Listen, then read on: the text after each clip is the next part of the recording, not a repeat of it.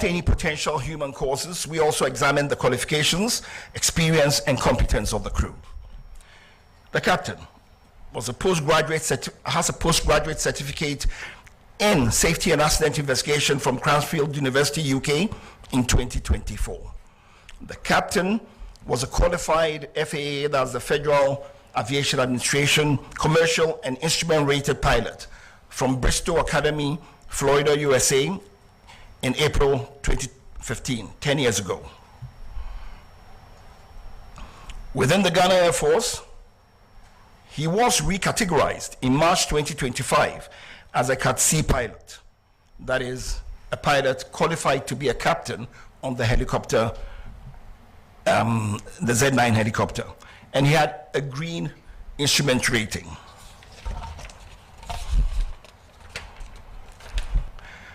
In the Air Force, they have gradings for pilots, categories for pilots from A to D. D being, depends on what you call high and low, D being for the initial, sort of, and then you go all the way to A.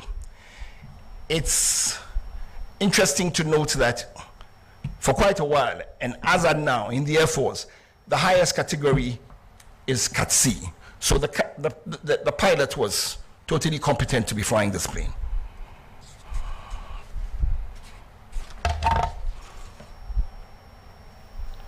The co-pilot was also a qualified FAA commercial and instrument rated pilot from Bristow Academy, Florida, and he qualified in April 2023.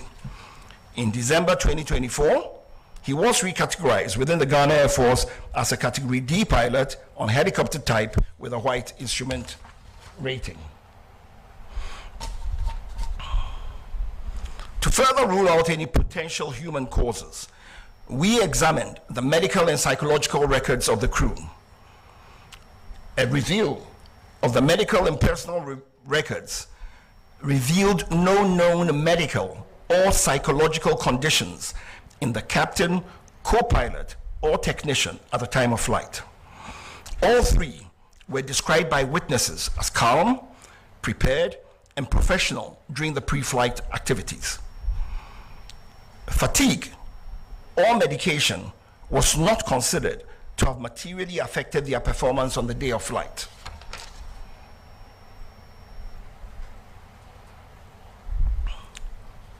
Now to the sequence of events. The flight departed Accra under visual flight rules in marginal weather. The flight to Bafuyedro was uneventful. Bafuyedro is approximately 90 miles from Accra, about 10 miles from Obuasi. As the flight approached Obuasi, visibility deteriorated rapidly due to mist and low clouds. At 9:56, the crew entered IMC, which is Instrument Meteorological Conditions. To the layman, it is they flew into clouds because they no longer could stay away from the clouds, so they flew into clouds and transitioned to IFR. Now, IFR is Instrument Flight Rules. So what it means is they now transitioned from navigating using visual cues to now navigation solely on the aircraft's instruments. The crew then initiated a climb to cross terrain that they were aware of. They initiated the climb to cross the terrain. Seconds before impact, the crew stated that they could see the high ground below, so they'd gone over it. Suddenly thereafter, the helicopter that was flying up without any change in its power or in the pitch which we use to go up and down, suddenly lost height and impacted a ridgeline at about 1370 feet above sea level. And this was about 6.5 miles from the destination, and this happened at 9:58.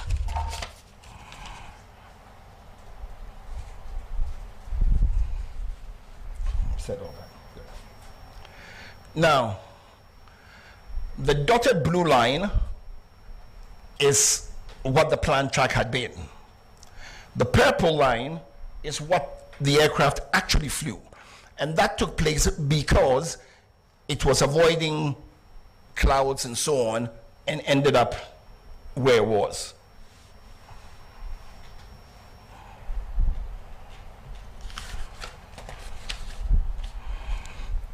Now to our findings. The helicopter was airworthy, but it lacked additional safety enhancements. For instance, the terrain awareness warning system. Now, you know, the terrain awareness warning system, for instance, is predictive. So what it does is it tells you, warns you, it gives you a better picture of the situation and puts the pilots in a better, it gives them, puts them in a position to make better judgments, to be able to see everything and be able to foretell if there are any things that could possibly create a problem. But they lack the additional safety enhancements required for the weather phenomenon over that terrain.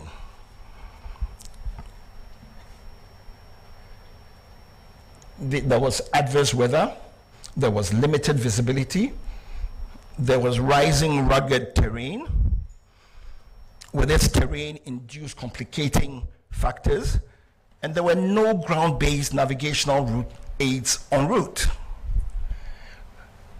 The investigation would like to say that from everything they gathered, the emergency response was very timely.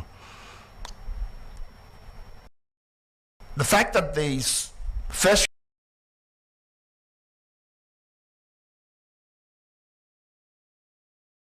managed to get to the site in about 2 hours was remarkable,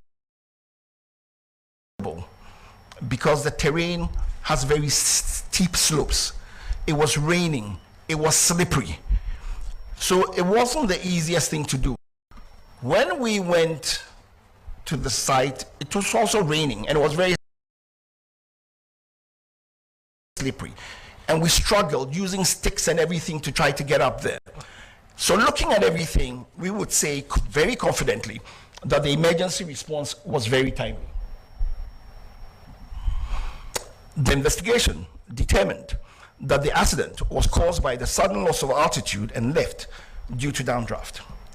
This loss of altitude without change in power or pitch altitude is consistent with downdraft associated with changing environmental conditions. In our findings, we said there's limited national navigational capacity, a capability for en route and remote area weather services. We also looked at training and realized that the Air Force doesn't have much simulator training. We looked at flight monitoring and realized that there was no flight data monitoring also taking place. For flight following and tracking of aircrafts, we realized that it was also not there. There's no secondary surveillance radar, no automatic dependent surveillance broadcasts, or any other real-time tracking of aircraft.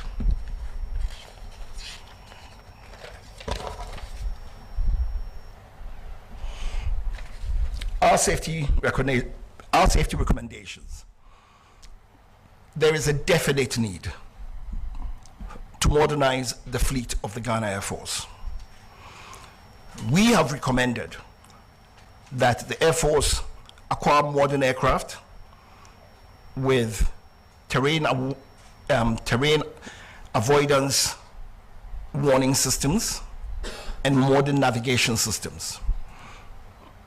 That the aircraft should have cockpit voice recorders and flight data recorders, which are the audiovisual capable types.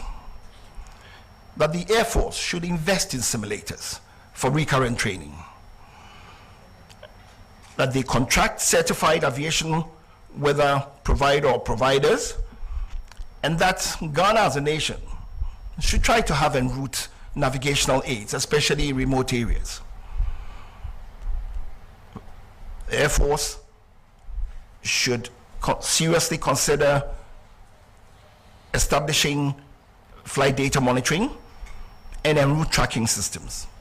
And finally, we believe that they need to acquire ground support equipment, modernize what they have.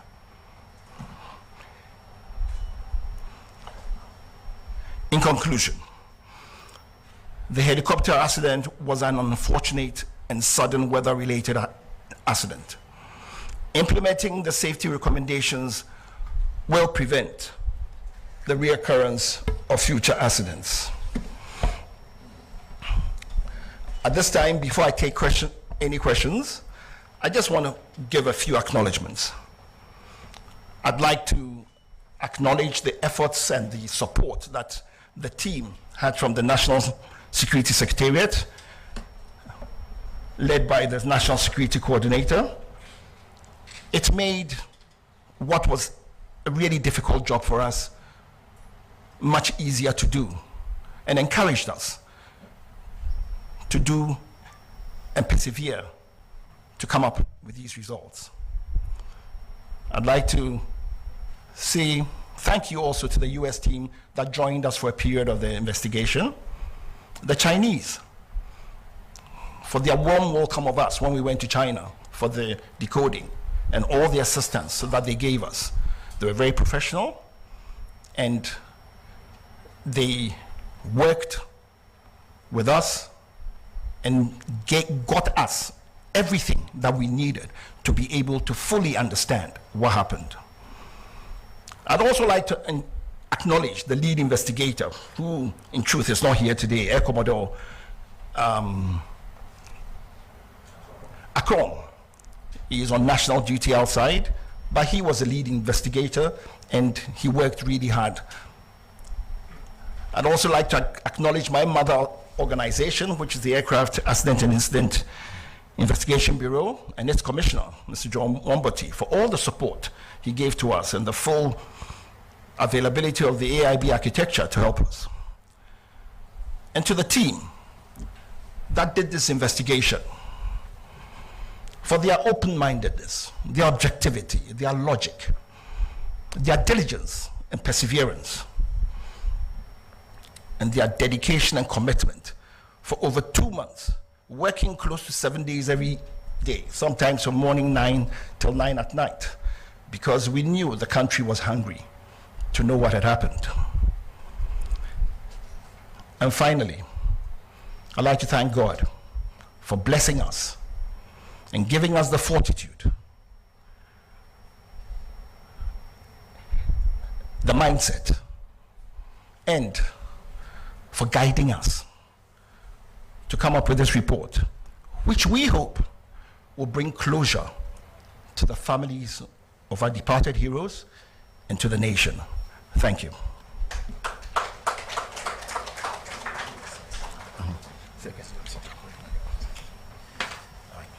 Thank you very much, Captain Fujo, for that comprehensive and detailed report. Well, at this stage, I would invite questions from members of the media present, so that any clarifications that are required are made before we leave. If you have a question, please take the microphone, identify yourself, the organization you work for, and ask it so that answers may be provided.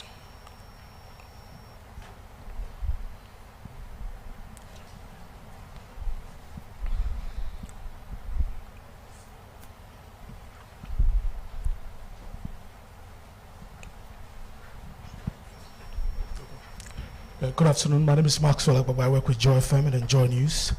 I know a lot of Ghanaians will be curious to know if the investigative committee listened to the audio recordings, of the helicopter.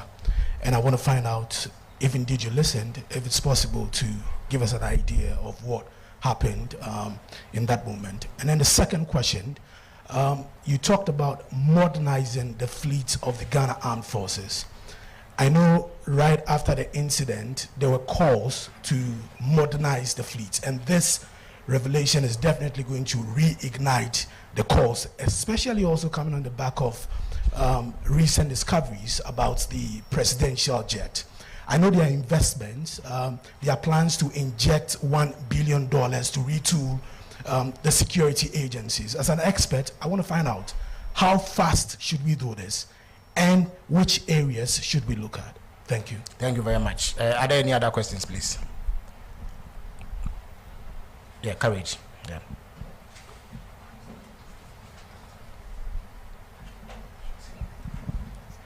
Komla Kulicha, I work at Media General. What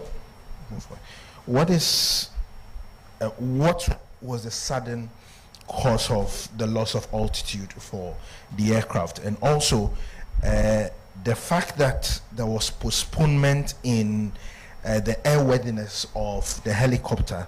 One, was there an understanding why the Ghana Air Force postponed the initial maintenance of the Z9, and what was the reason behind this? Thank you very much. Any other questions, please?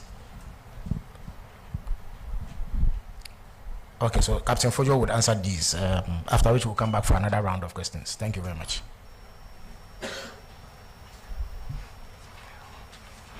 Thank you for your questions. Yes, we listened to the CVR. We listened to it several times. And it is part of what informed us of what caused the accident. And for modernization of the fleet, we think it should be done immediately. Tomorrow is not fast enough. As soon as the country can afford and do it, we should do it, because it would help the Air Force with this core mandate, part of which is to fly dignitaries all over the country. And I think we owe it to ourselves as a nation to make sure that we have aircraft fit for purpose, aircraft that are of the highest technology, to make sure that everything is very, very safe. Yeah. To the sudden loss of altitude, I'm sure it was in one of the slides. When you over rugged territory, that's over terrain, dependent on the steepness and so on and so forth, it's very easy to have turbulence. It's caused by eddies and rotors. It's an aviation phenomena, right? And you have updrafts, you have downdrafts. And even interestingly, even above the ridge, you can still have downdrafts coming. And it's a phenomena, it's an aviation phenomena that unfortunately they fell into. They were very unfortunate, but it's a phenomenon that they fell into. And because there cannot be any other reason for that sudden loss of altitude for a plane climbing with power, with a pitch attitude, right? Because you see, the flight data recorder, to just help you understand the whole thing, the flight data recorder records the last 10 hours of a flight. The cockpit voice recorder records the last 2 hours of a flight. The flight data recorder, this particular one of this helicopter, records 93 parameters every second. The 93 parameters is made up of 48 analog parameters and 45 switch positions. So, looking at the flight data report, you know where all the switch positions are, you know what the height of the plane was, you know the exact position of, you know it time bound. So what we are saying is from informed data. It's not that we've just conjectured something. We have the data, we've looked at it, and that is how come we've come with the conclusions we've come up with. I hope I've answered. Then the last one, the postponement of the maintenance. It's industrial practice, it's operational. In the airlines, it's done. Air Force doing it, there's nothing wrong with it. It's accepted practice. So there's nothing to it. I hope I've answered your question. Thank you. Thank you very much. If there are any more questions, I'll take them now. Yeah.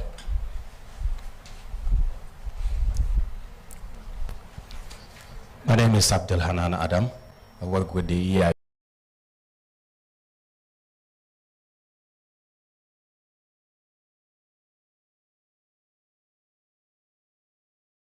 network.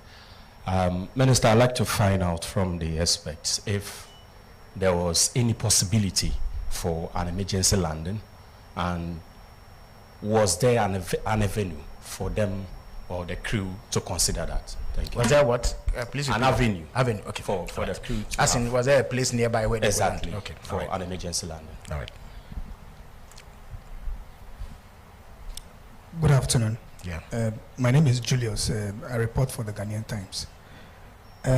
Sir, in your presentation, you mentioned that the helicopter was in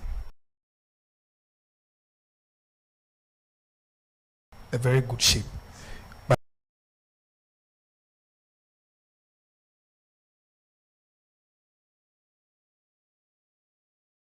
then they did not have what you called avionics safety requirements. Additional avionics safety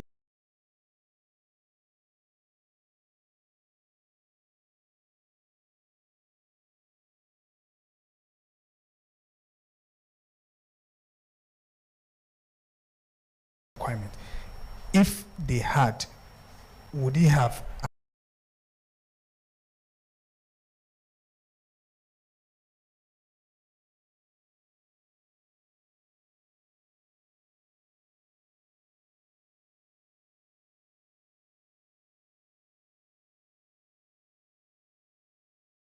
assisted them to avoid this? And then outside of your report, there have been a lot of speculations about the final moments of the aircraft from eyewitnesses that it exploded, parts scattered all over the place. Could you address this for us, please? Thank you. Thank you very much. You can come back here.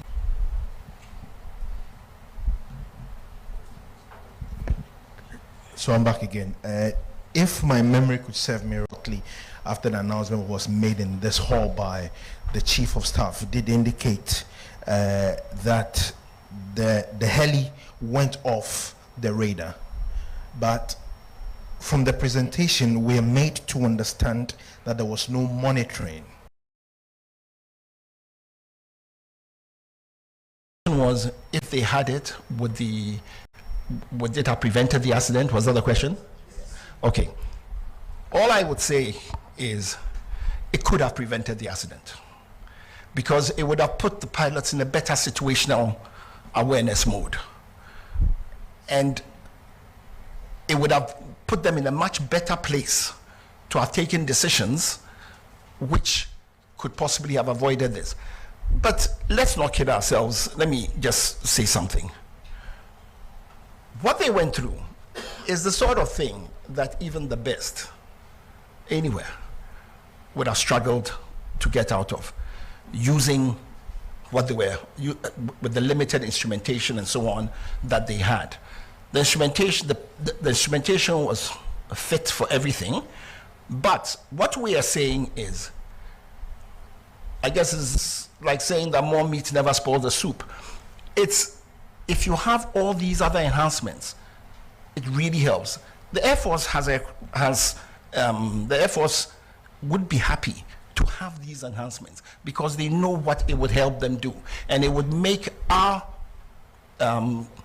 dignitaries and so on much safer when they fly. So that is why we are recommending that. But it doesn't mean that the fact that those enhancements were not there, that is why the accident happened. No, it would be wrong to say so. That would be too far-fetched. In terms of the explosion, there was no explosion before. You know, the Z9 helicopter, its fuel tank actually is under the, where the passengers sit, right? So when it impacted, and don't forget, it was doing a flight to Obuasi and back. It wasn't going to refuel in Obuasi. So it had fueled up well. So on impact, that is when the explosion took place. We looked at all that. We looked at the corroboration. The time when, because you see, when there was the impact, when the explosion took place, don't forget, there were eyewitness accounts. So the eyewitness accounts tally with what we're saying.